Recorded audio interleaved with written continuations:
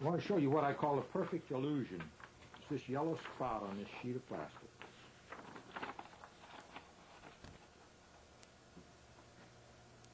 Now, doesn't that just look solid? See, that yellow spot turned into a solid ball. Would you drop it in the cone for me, please? Now, you will recall that first it was flat like that. First it was flat like that. Jerry Andrus is an illusionist. He can make an object of... He is what he calls a close-up magician.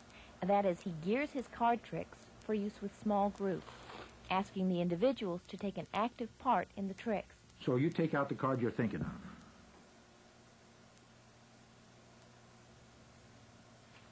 Okay, now put it well down in the bottom part of the deck.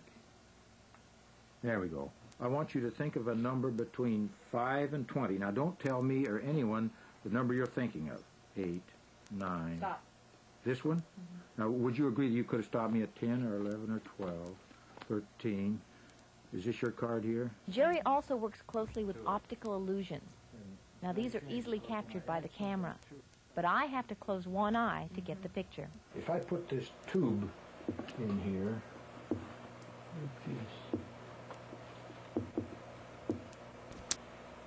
now it sort of looks like a box with a corner cut off and built in, with this tube is sticking out of the hole, and if I move the box, it looks like the tube is weaving back and forth like a gun in a gun turret. Now what it actually is, look, it's just a box.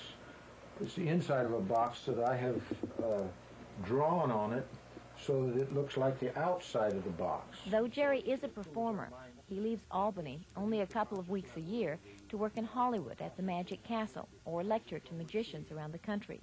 He is primarily a tinkerer and a creator.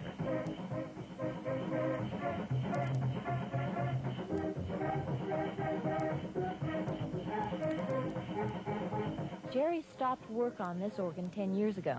It took too much of his time away from other projects. He is 66, used to be a power company lineman, but hasn't worked at that for several years. Instead, he writes books for other magicians to use, and he hones his own skills.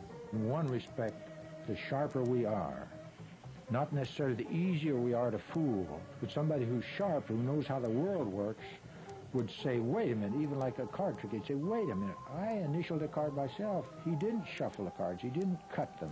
And I thought of a number, and I didn't tell him the number I thought of, and there was my card. So the type of people I like are the sharper the better.